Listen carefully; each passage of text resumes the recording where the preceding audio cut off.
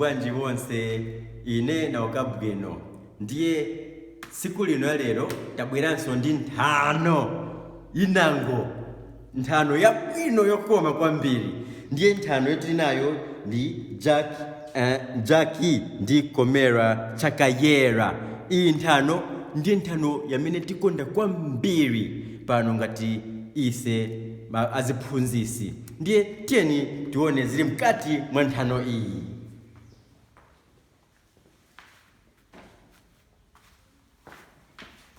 Jaki ndi amayi ake, uyu ndi Jaki, awa ndi amayi ake. Ndiponso Jaki ndi amayi ake anali anthu osauka kwambiri. Chinthu chamene anali nacho inali chiyani? Ng'ombe imodzi. Iyi ndiye inali ng'ombe ya Jaki ndi amayi ake. Ndiponso amayi ake anati upite ukagulise chiyani? Ng'ombe yathu.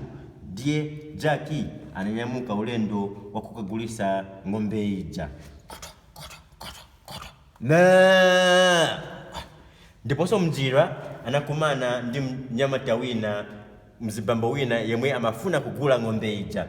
Ndiponso mnyamata uja anati ndilibe ndalama koma ndizakupasa chiyani? Njere za kayera zisanu kuti unipase chiyani? Ng'ombe yako. Ndiponso Jaki anati chabwino, ndiponso anapasa mnyamata uja ng'ombe ija.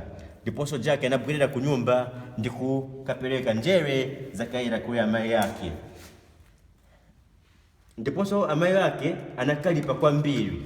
Njere za kayera zilibe ntchito kwa ise. Ndiponso amayi yake anatenga njere zija ndi kutera kuti pa window. Amayi yake anataya njere pa window. Siku lina Jaki atapita mnyumba, ndiponso atagona kuseniko kaena anaona comera kayera chikukula pa window. Anati ndifuna kukwera comerako. Anatero Jaki. Koma amayi wake anati iyayi Jaki, iyayi Jaki. Koma Jaki anachita chiyani? Anakwera kwerabe comera kayera kufikira pamwamba penipeni pa comerako. Ndiponso pamwamba paja anakumana ndi chiyani? Chifona cha mzimayi. Ichi chinali chifona cha mzimayi. Ndiponso chinati iwe ufunika kuti ubwerere kwamene wachokera kupeza mwamuna wanga azakudya iwe. Anatero mzimayi uja. Chifona chija chinabwera. Vumu chenjerani nonsenu ine ndikubwera. Chinabangula chifona. Ndiponso mzimayi uja anati uyenera kuti ubisale mkabati. Anauza Jaki. Ndiponso Jaki anapita kabisala mkabati.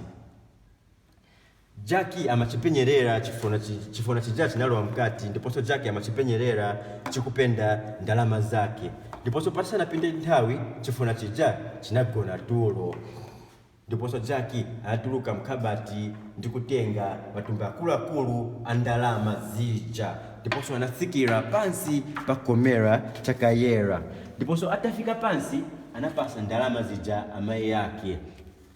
Amayi yakeyo anati ndalama wazichosa kuti?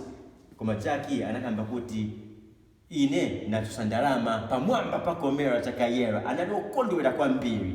Amayi yake anati chabwino. Ndiponso anapita kukalowa mnyumba. Ndiponso Jaki anakwera comera kayera kachiwirinso.